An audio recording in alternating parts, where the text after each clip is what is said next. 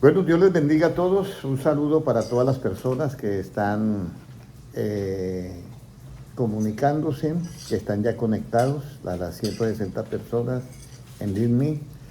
Y a los hermanos que se conectarán en Facebook, Dios les bendiga. Lo mismo a los hermanos que estarán viendo en diferido. Hoy vamos a tratar un tema de perfectos en unidad. Perfectos en unidad, que es una oración que hace Cristo en el libro de Juan 17:21. Vamos a hacer la oración y vamos a hacerla de una manera muy especial hoy. Padre Celestial, te pedimos, oh Dios, que nos abra hoy el entendimiento aún más para comprender las Escrituras y poder, Señor, recibir tu palabra que nos tiene para en este día. Amén. Te pido también por las personas que van a estar en las redes sociales, que tú seas abriéndoles el entendimiento para que también comprendan tu palabra de una manera muy especial. Y Señor, todo esto, porque lo que se comprende es lo que vamos a tener en el conocimiento, en nuestra mente, y que la podemos analizar y de esa manera la podemos almacenar y practicarla, ponerla por obra. Amén. Gracias, Señor, porque tuyo es el reino, el poder y la gloria por los siglos de los siglos. Amén. Amén. Bueno, hay algo muy importante que yo quiero, si se puede de pronto meter en Facebook y pasarlo para el obrero de la última hora, por favor, en la línea. Hay algo muy importante que yo quiero hoy comentarles, que es lo siguiente, ¿ya? Jesucristo en yo podría decir como la última oración, que es en Juan 17:21, vamos a mirarlo. En Juan 17:21, Él tiene una oración muy especial, hermana Luzmila. Él dice lo siguiente: para que todos sean uno como tú, oh Padre, en mí y yo en ti, que también ellos sean uno en nosotros, para que el mundo crea que tú me enviaste. Pero el 20 dice, mas no ruego solamente por estos, sino también por los que han de creer en mí por la palabra de los apóstoles. Y nosotros somos precisamente esas personas que estamos creyendo en Jesucristo por la palabra de ¿qué? De los apóstoles. Un saludito para mi primo Jairo Cuellar, Dios te bendiga. Bueno, entonces, perfectos en unidad. ¿Qué significa esto de la perfectos en unidad? Entonces dice, perfectos en unidad. ¿Cuándo se habla de la perfección en unidad?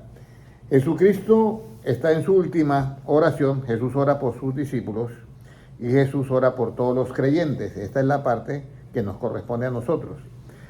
Para que todos sean uno, como tú, oh Padre, en mí y yo en ti, que también ellos sean uno en nosotros, para que el mundo crea que tú me enviaste.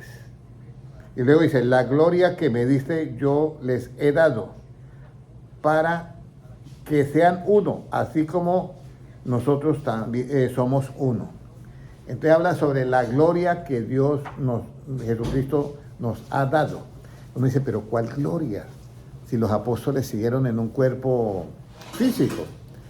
Pero aquí hay algo yo quiero explicar hoy, porque esto es bien importante que tengamos en cuenta, que nosotros, hermanos, tenemos algo muy especial, que es el conocimiento. Entonces, cuando Jesucristo dice esto de perfectos en unidad, ¿cuándo llegamos a ser uno? En Cristo y Él en nosotros, ¿ya? Vamos a ir a Juan, al libro de Juan 14:20. ¿Cuándo conocemos que somos uno en Cristo? Juan 14:20, vamos a mirar. Juan 14:20. Nos dice lo siguiente: En aquel día vosotros conoceréis que yo estoy en mi Padre y vosotros en mí y yo en vosotros. En aquel día. Pero aquí dice, yo estoy en mi Padre y vosotros en mí. Léame el 19, por favor. Todavía un poco y el mundo no me verá más, pero vosotros me veréis, porque yo vivo, vosotros también viviréis. En aquel día, ¿vosotros qué? En aquel día vosotros conoceréis que yo estoy en mi Padre y vosotros en mí y yo en vosotros. Este es en aquel día. Conoceréis que yo estoy en mi Padre y vosotros en mí y yo en vosotros. Esta unidad es muy importante, porque la persona, siempre nosotros nos distinguimos de una manera que todos tenemos una identidad y una personalidad. Entonces es bien importante que tengamos en cuenta esto. Es bien importante que tengamos en cuenta esto porque la palabra, bueno, disculpas, tuvimos un accidente ahí. Entonces es importante que nosotros tengamos en cuenta que la palabra de Dios es fiel y permanece para siempre. Pero tanto nosotros como cuando llegamos a una iglesia, nosotros llegamos con nuestros puntos de vista. Y en ese momento no somos perfectos en unidad, porque ese es el problema. Cada uno llega con su punto de vista y mira las cosas a su manera. Entonces ahí es donde viene el asunto de que uno debe tener mucho cuidado cuando uno comienza a enseñar la Biblia. Por eso enseñar la Biblia no es fácil. Y yo les digo a todos, no es fácil. No. Porque enseñar la Biblia es que nosotros tenemos que hablar como habla quién, como habla Cristo. Y si Cristo, y yo hablo como habla Cristo, yo soy perfecto en unidad. Pero si yo doy mi punto de vista de lo que leo en la Biblia, yo ya dejo de ser perfecto en esa unidad. Y ustedes dirán, ¿y por qué? Bueno, vamos a ir mirando la cita. Dice, en aquel día nosotros vamos a saber que Cristo está en nosotros y nosotros en Él. ¿Por qué? Porque vamos a tener la misma mente de Cristo. Ahora, ¿cómo es la gloria de Dios? Vamos a ir, ¿cómo es la gloria de Dios? ¿Ya? Porque dice que Él nos ha dado, ¿qué? Nos ha dado, ¿qué? Su gloria. Pero ¿cómo es la gloria de Dios? Vamos a ir a Éxodo 33, 18, si lo puede leer la hermana Sandra, por favor. Éxodo 33, 18, sí. ¿Cómo es la gloria de Dios? Y aquí hay un misterio muy grande y yo les quiero explicar esto de la manera como más sencilla que yo pueda y que ustedes me puedan entender, porque hablar de la gloria de Dios, a veces uno dice, va a una iglesia y uno oye que dicen, y el que está dirigiendo, ¿cuántos dicen gloria a Dios? Y dicen gloria a Dios. Y ese es un gloria a Dios relativo en cuanto a una alabanza, porque lo expreso verbalmente. Pero luego encuentro otra gloria que es diferente, que dice, porque ustedes por vuestra obediencia, ¿ya? Por vuestra obediencia también, esa obediencia le da que la gloria a Dios. Pero ahorita vamos a mirar una gloria a Dios ya en su esencia, en lo absoluto. ¿Cómo es la gloria de Dios en lo absoluto? Éxodo 33, 18, ¿cómo nos dice? Él entonces dijo, te ruego que me muestres tu gloria. Te ruego que me muestres ¿qué? Tu gloria. Tu gloria. Ahora lea el 19. Y le respondió, yo haré pasar todo mi bien delante de tu rostro y proclamaré el nombre de Jehová delante de ti y tendré misericordia del que tendré misericordia y seré demente para con el que seré clemente.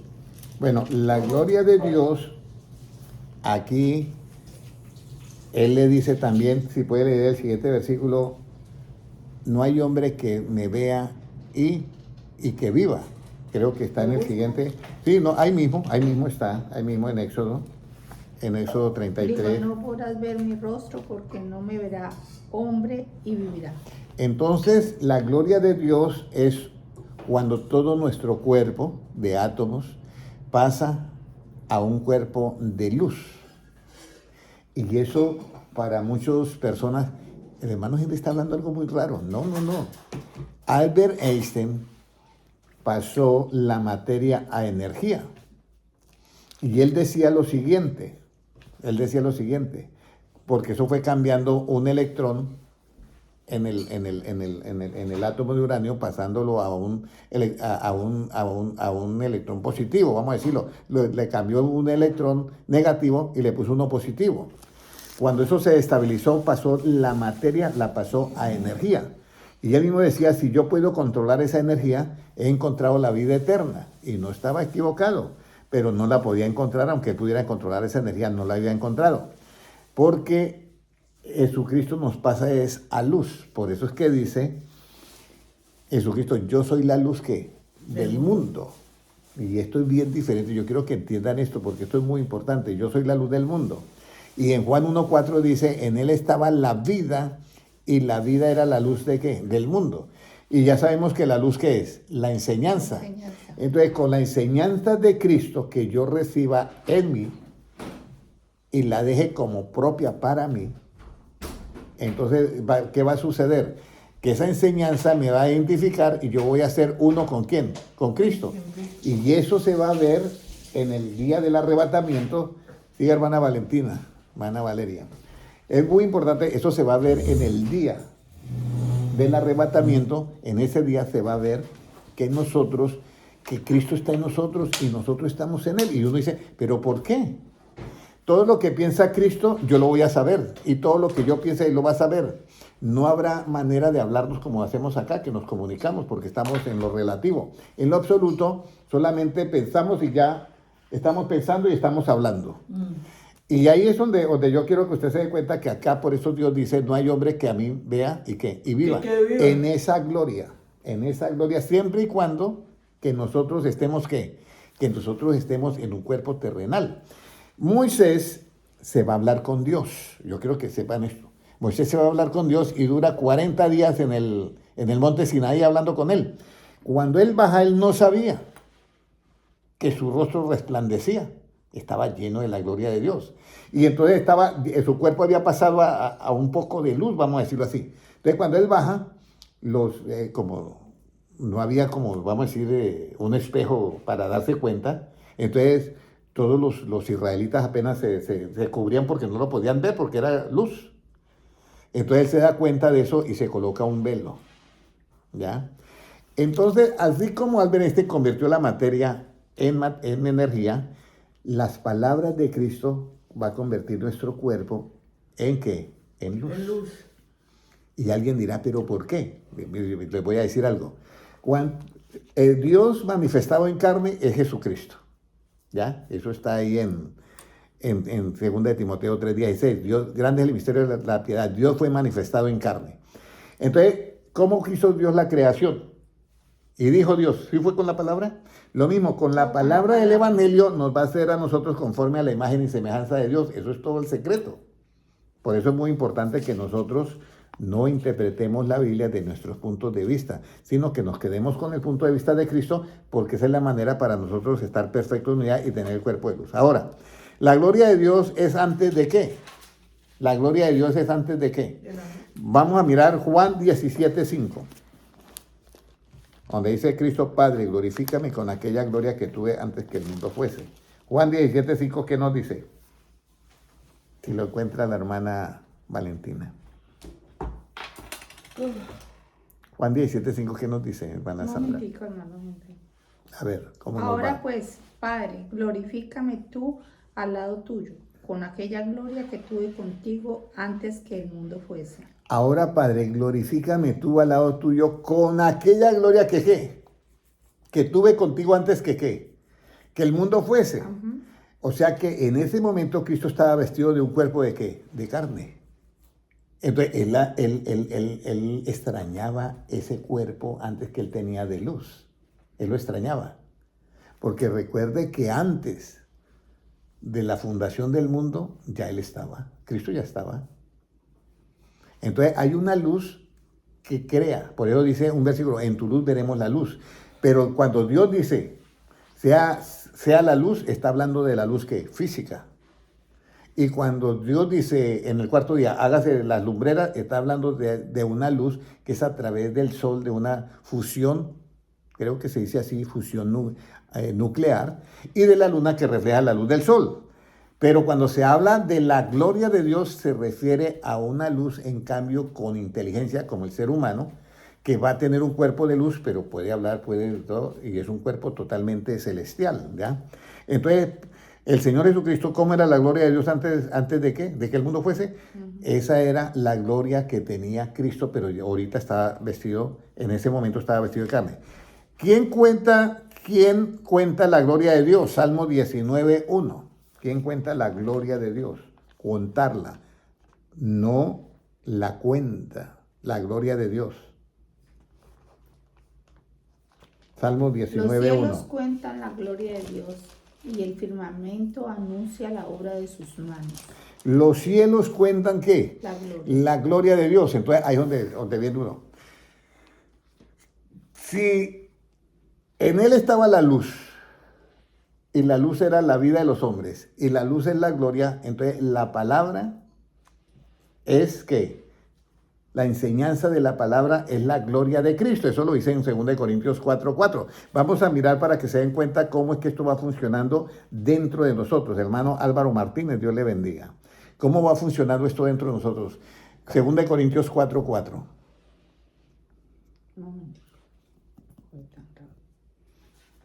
No sé si ya lo encontró la hermana.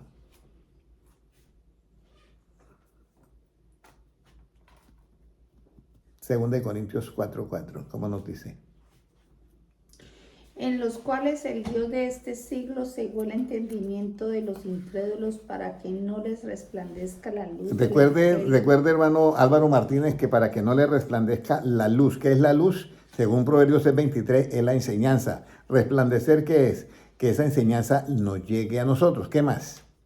Resplandece la luz del Evangelio y de la gloria de Cristo. Ahí está. La luz, la enseñanza del Evangelio ¿de qué? De la gloria de De Cristo. la gloria de Cristo. ¿Y esa gloria de Cristo es cuál? La imagen de Dios. Ahí está. Entonces, lo importante es que nosotros oigamos el Evangelio. Porque es que el Evangelio es la clave para que nosotros se forme ¿qué? La imagen de Dios. Y el Evangelio es de la gloria de Cristo. Esas palabras de Cristo son las que van a hacer el cambio en nuestro cuerpo y lo va a pasar a esa luz que es la gloria de Dios. Ahora, ¿quién es la gloria de su pueblo? Vamos a decirlo así, o ¿qué es la gloria? ¿Quién es la gloria de esa gloria? ¿Quién es? ¿Ya? Entonces vamos a ir al libro de Colosenses 1:11, ¿ya? Pero vamos al primero Salmo 89:17, por favor. Salmo 89:17, sí.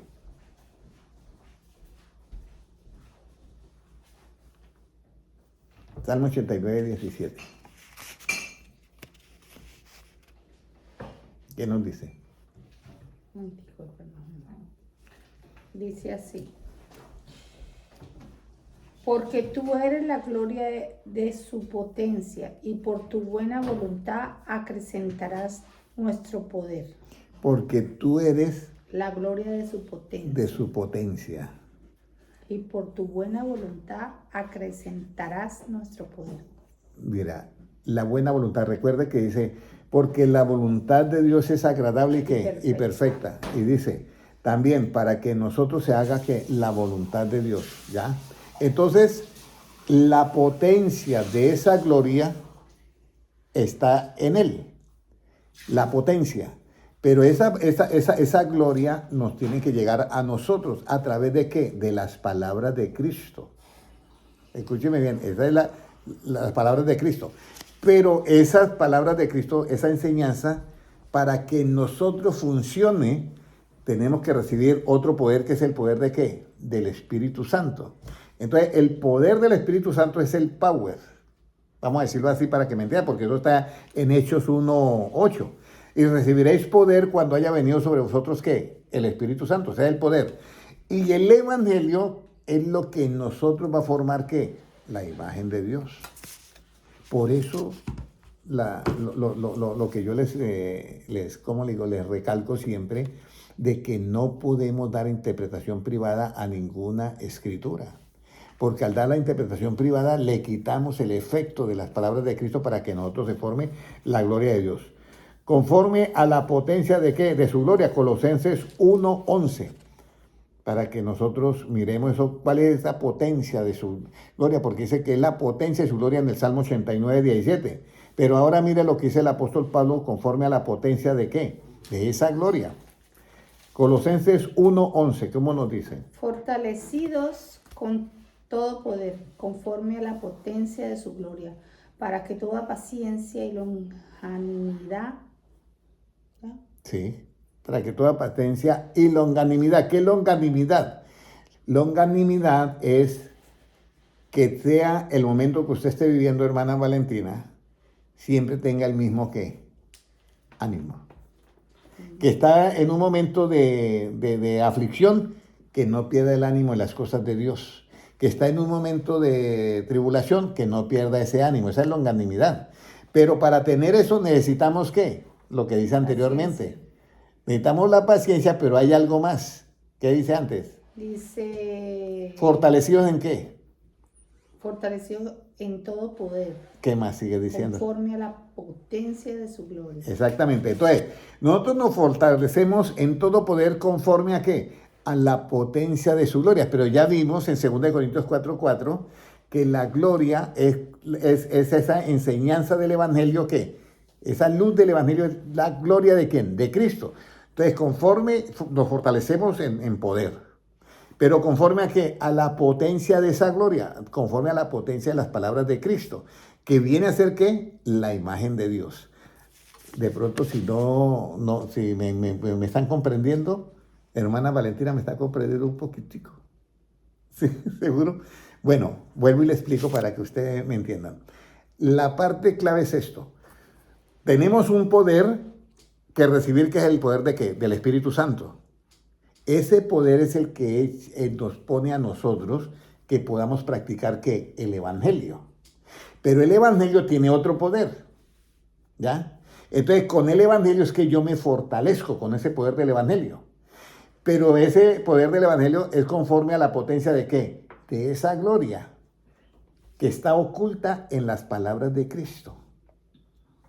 Entonces, cuando yo estoy lleno de las palabras de Cristo, hay un milagro que está ahí ya hecho en potencia, pero no va a salir. Por eso es que Jesucristo dice, en aquel día ustedes van a saber que el Padre está en mí, yo estoy en vosotros y vosotros en mí, porque vamos a tener la misma gloria de Cristo. O sea, vamos a tener la misma luz en nuestro cuerpo. Todos nuestros átomos van a pasar a un cuerpo de luz. Si alguien dice que no es Dios, pasó la materia a energía, que es un destello de potencia, ¿cuánto más las palabras de Cristo no pueden pasar este cuerpo a luz? Totalmente un cuerpo de luz. Lo hizo, ¿no? Sí, entonces ahí donde vienen nosotros, por eso es que nosotros debemos de tener ese cuidado, por eso dice, en tu luz veremos ¿qué? La luz. En el Evangelio vamos a ver esa luz que es la gloria de Cristo, la cual es la imagen de Dios. Ahora, la gloria de Dios aparecerá sobre ¿quiénes? Salmo 90:16. Salmo 90:16. Aparecerá sobre ¿quiénes? Salmo 90:16.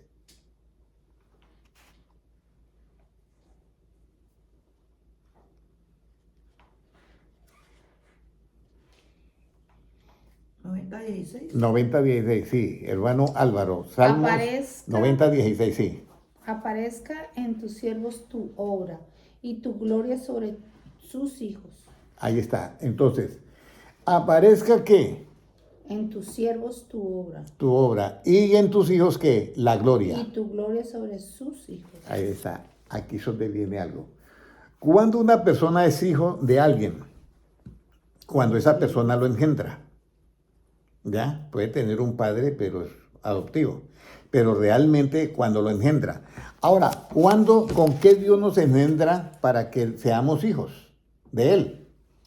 ¿Se acuerdan de ese versículo, hermana Luzmila? ¿Con qué Dios, con qué Jesucristo nos engendra? Hermana Valentina, ¿se acuerda de ese versículo? Una rama. ¿Con qué nos engendra Dios para que seamos hijos de Él? Porque dice que la gloria aparecerá sobre sus hijos.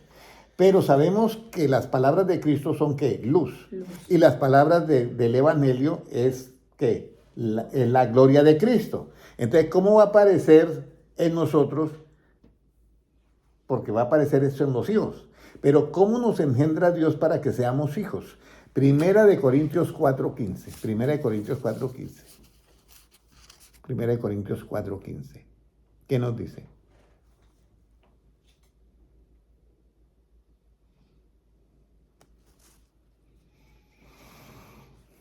Porque aunque tengáis 10.000 años en Cristo, no tendréis muchos padres, pues en Cristo Jesús yo os engendré por medio del Evangelio. Ahí está. ¿En medio de qué? Primera de Corintios El 4:15. Entonces el apóstol Pablo dice, mire, Cristo ya se fue para el cielo, porque Pablo es mucho después, ¿ya? Y los apóstoles todavía quedan. Pero dice, pero hay una manera como engendra a Dios. Aunque tengan 10.000 años, ¿qué son Ayos, ayos? sí, es que son ayos. Ayos, ¿qué son ayos? Ayos es personas que le están indicando, como decir babysitters, que nos cuidan. Aunque tengamos 10,000 cuidadores que nos están cuidando, ya no tendremos ¿qué? Muchos padres. ¿Y por qué no vamos a tener muchos padres? Y Pablo dice, porque en Cristo Jesús, dice, yo os engendré por medio de ¿qué? Del Evangelio. Pero realmente el Evangelio es el que nos engendra a nosotros, porque produce la imagen de ¿quién? De Dios. Entonces el Evangelio nos engendra y nos hace conforme a la imagen de Dios. Y al engendrarnos el Evangelio, nosotros llegamos a ser ¿qué? Hijos de Dios. Y sobre los hijos de Dios aparecerá ¿qué? La gloria. Pero es por el mismo Evangelio. Entonces ahora vamos a mirar, eso fue la gloria de Dios aparecerá sobre ¿quiénes? Sobre los hijos. ¿Cuál es la gloria de Dios y cuál la honra del rey? ¿Cuál es la gloria de Dios? Proverbios 25, 2.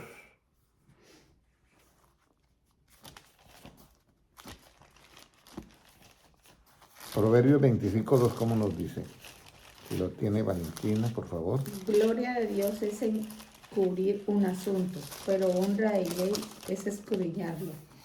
Mira, la verdad, yo admiro mucho a Salomón, porque Salomón, cuando escribió eso, no sabía nada del Evangelio.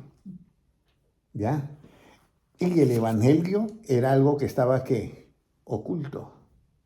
Búsqueme ese versículo, hermana Sandra, que dice así, porque esta es la palabra, que dice así, Profético. porque Dios sacó a luz la gloria y la inmortalidad por el Evangelio.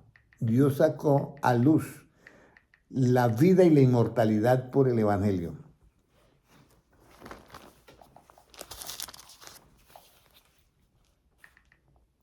Porque muchos piensan, hermana Valentina, que las palabras de Cristo son palabras. Simplemente no. Las palabras de Cristo es un programa tan que tiene vida en sí mismo. Por eso Cristo dijo, mis palabras son espíritu y son vida. Pero si nosotros damos nuestros puntos de vista, pues comenzamos a dañar todo esto. Hermana Patricia Durán, Dios te bendiga. Amén. Entonces, las palabras de Cristo sacó a luz la vida y la inmortalidad. ¿Lo encontraste?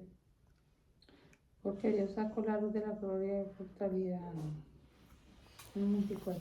Segunda de Timoteo 1:10. ¿no? Creo, ese es, sí, señora. Segunda de Timoteo 1:10, ese es. Mire lo que dice aquí. ¿Uno qué? 1:10. Pero que ahora ha sido manifestado por la aparición de nuestro Salvador Jesucristo. ¿Qué ha sido manifestado? Dice, la muerte, porque ha sido por el Salvador Jesucristo, Pero el ahora- cual quitó la muerte y sacó a luz la vida y la inmortalidad. ¿Por qué? El Evangelio. Entonces se da cuenta las palabras de Cristo. Ese es el Evangelio. Todo lo que en algunas Biblias usted vaya a leer y está en tinta roja, eso es lo que dijo Cristo. Eso es lo que debemos de predicar, porque eso es lo que Cristo dijo. Ir por todo el mundo y predicar, ¿qué? El Evangelio. Por el Evangelio, Él sacó a luz, ¿qué? La vida y ¿qué más? Y la inmortalidad. Pero nadie se da cuenta de eso. Incluso hay personas que están ahorita predicando del Antiguo Testamento. Están predicando sobre Sansón y Dalila.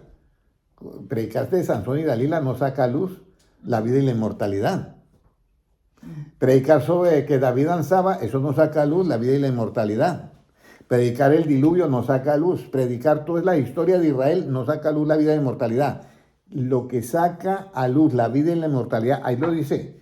Quitó la muerte, dice, voy a leerlo nuevamente, pero que ahora ha sido manifestada por la aparición de nuestro Salvador Jesucristo, el cual quitó, Cristo, quitó la muerte porque Él resucitó y sacó a luz la vida y la inmortalidad. ¿Por qué? Por el Evangelio. Por el Evangelio. Entonces, la importancia. Si algún día te preguntan a Valeria, ¿cómo Él saca la vida y la inmortalidad? ¿Usted qué contestaría? ¿Por medio de qué lo saca? El Evangelio. Del Evangelio.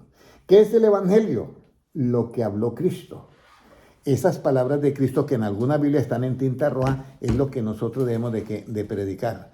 Porque cuando las palabras de Cristo son espíritu y son vida y usted las da como salieron de las palabras de Cristo, tan pronto usted da el Evangelio, está engendrando un nuevo hijo de Dios. Cuando esa persona comienza a practicar, comienza a formarse ese nuevo ser de luz dentro de nosotros. Y saca así a luz, ¿qué? la vida y la inmortalidad de esa imagen que es conforme a Dios, ¿por medio de qué? De las palabras de Cristo, que es el Evangelio. Por eso es muy importante que nosotros tengamos en cuenta qué es lo que vamos a predicar.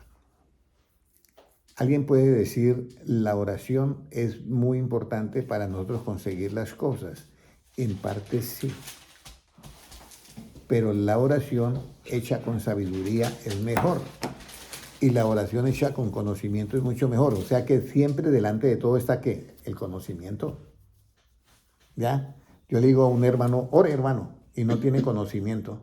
Yo recuerdo que estaba en una reunión en Alcira, Valencia, y habían 2 jóvenes que habíamos evangelizado. Y entonces ellos, el hermano Álvaro Torres dice, bueno, vamos a orar por las peticiones. Entonces uno de los jóvenes dice, bueno, yo pido oración por fulano de tal, que está enfermo y esto, listo. Pero el otro joven dice, mire, yo pido oración para que gane el Valencia contra el Real Madrid. Entonces, ¿sí me entiende? Él lo decía sinceramente, no pensaba que era petición, pues vamos a orar por eso. Entonces el hermano Álvaro Torres dijo, bueno, pues vamos a orar por algo más importante y que ellos se arreglen su problema. Ajá. Entonces el asunto es que no es solamente la oración lo que hace, sino que usted haga una oración ¿con qué? Con conocimiento. Porque si usted no la hace con conocimiento, podemos hacer oraciones muy peligrosas, o sea, muy comprometedoras. De pronto uno tiene un problema en el trabajo, o la profesora que estaba dictando la clase nos cayó mal, vamos a decir así, nos sacó de la clase y yo quedé pero ardido hasta donde sea. Y entonces yo llego a mi casa y voy a hacer una oración, Señor, que le... Ahí tenemos que tener cuidado porque nosotros no podemos orar deseándole mal a la gente. La Biblia dice, amarás a tu prójimo como a quién, como a ti mismo. Entonces, la oración con conocimiento es la que hay que hacer, ¿ya? Pero la oración en sí, así como medio, a como caiga, no es lo correcto. Lo correcto es una oración con conocimiento. Por eso el Padre Nuestro es muy bonito. Padre nuestro que estás en los cielos, santificado sea tu nombre, venga tu reino, hágase tu voluntad como en el cielo, así en la tierra. El pan nuestro de cada día, dánoslo hoy. ¿Y qué más sigue diciendo? Perdona nuestros pecados como nosotros perdonamos a los que nos ofenden y no nos metan ¿en qué? En tentación. Líbranos de todo mal. Pero esa es una oración ¿con qué? Con conocimiento. ¿Ya? Porque cuando dice no nos metas en tentación, hay que ir a la Biblia. No es que Dios nos está metiendo la tentación, aunque nosotros dijimos desde el comienzo Padre nuestro, y al final no nos meta en tentación. No le estamos diciendo al Padre que nos meta en tentación. Le estamos diciendo no nos meta en tentación. ¿Por qué? Dice, Dios no puede ser tentado. Nos quite las tentaciones. ¿Ya? Pero ¿por qué nosotros somos tentados? Dice, Dios no puede ser tentado, y había un pastor predicando y me dijo, Dios no puede ser tentado, pero allá en el desierto lo tentó Jesús, entonces yo no entiendo ahí. Y dejó el problema así, dejó el problema hecho ahí. Entonces cuando terminó, yo fui y le dije, tienes que solucionar ese problema porque los hermanos quedaron dudando ya. ¿Y cómo soluciona ese problema, hermano Henry? Dije, mire, Dios no es tentado de su propia concupiscencia porque en él no hay ¿qué? Concupiscencia. Entonces, por eso él no puede ser tentado de su propia concupiscencia. Pero Satanás sí lo pudo tentar.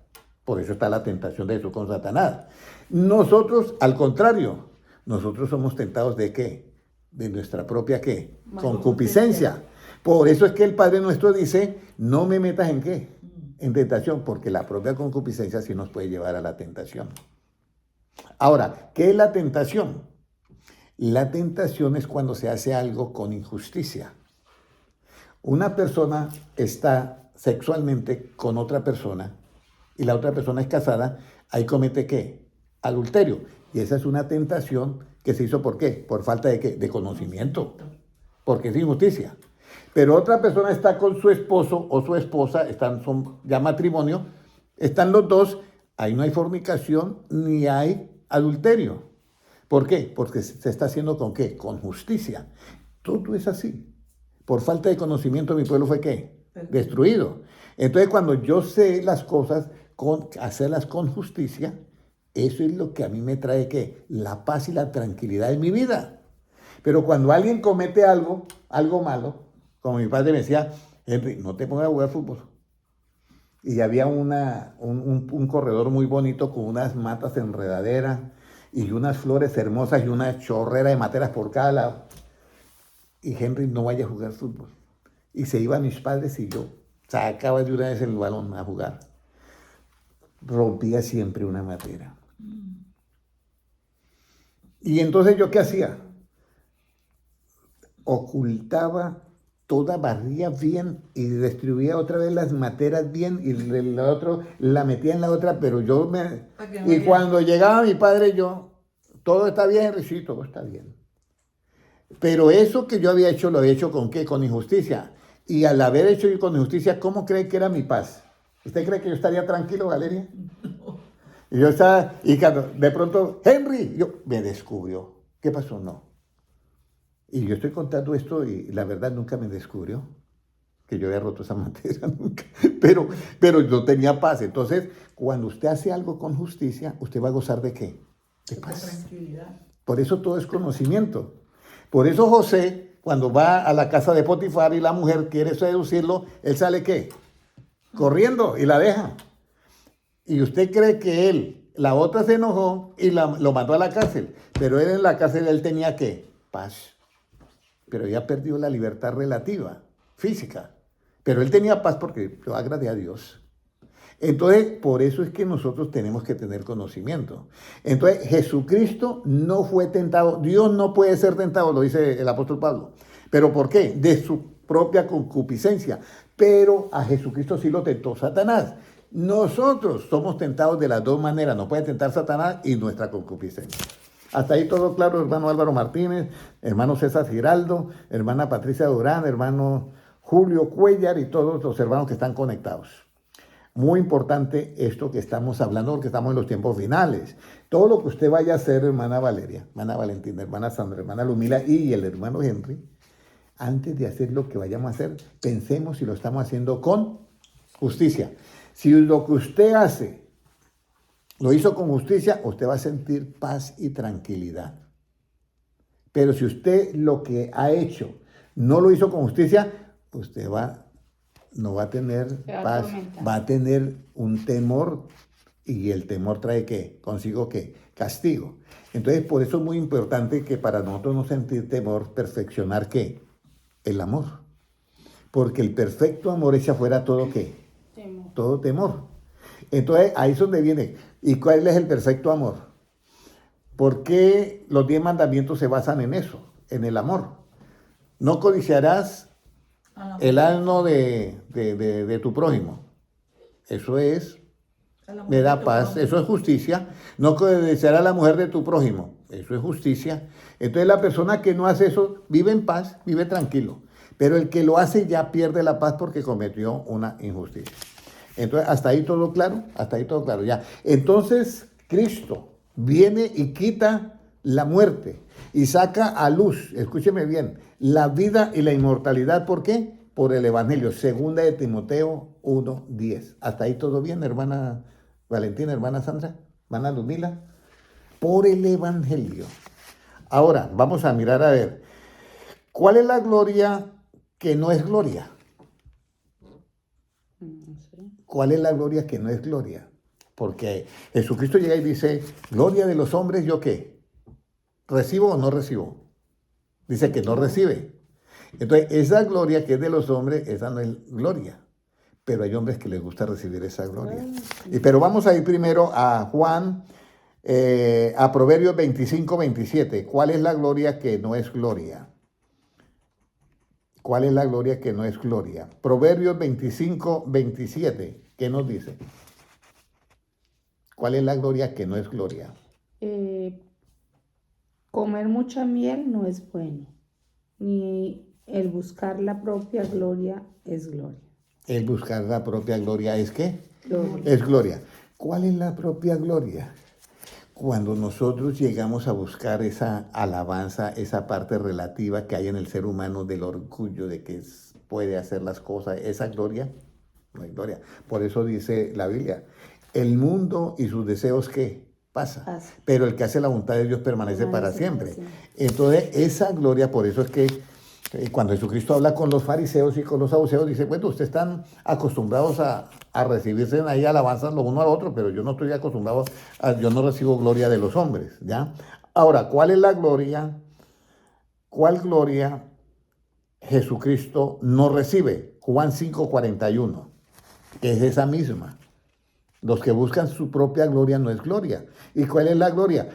No, pero usted sí que, óyeme, usted sí es una persona, pero súper tanto, y una alabanza, no es que usted realmente, usted es, pero especial para, y no, por eso muchos dicen, la gloria sea para quién, para el Señor. Pero, ¿cuál es la gloria que Jesucristo no recibe? Juan 5:41. Gloria de los hombres no recibo. Puede leer desde el 40 hasta el 43, por ahí. Y no queréis venir a mí para que tengáis vida. Gloria de los hombres no recibo, mas yo os conozco, que no tenéis amor de Dios en vosotros. Entonces, ahí es donde viene.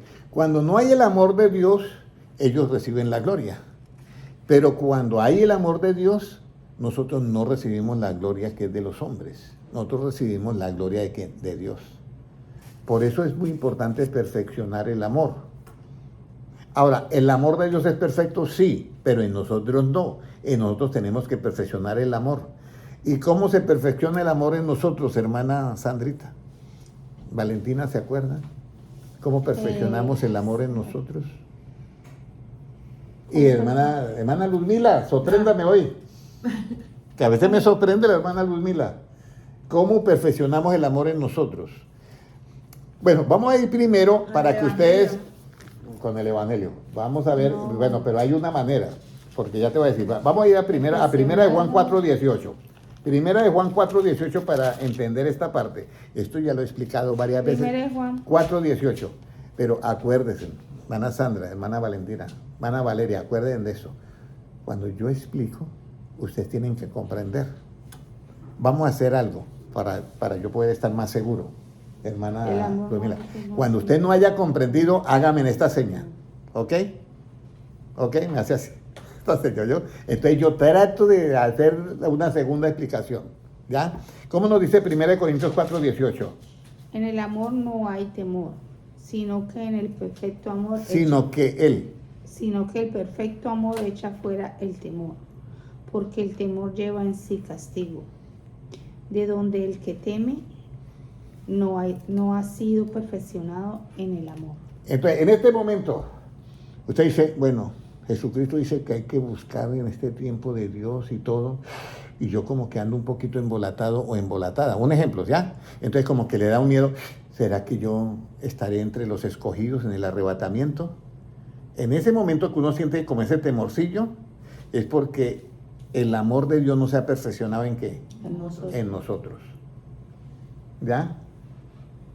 Pero si yo estoy diciendo, bueno, yo me siento feliz y yo siento que la gloria de Dios está conmigo y yo siento que Cristo, y mi vida estaba así y cambió.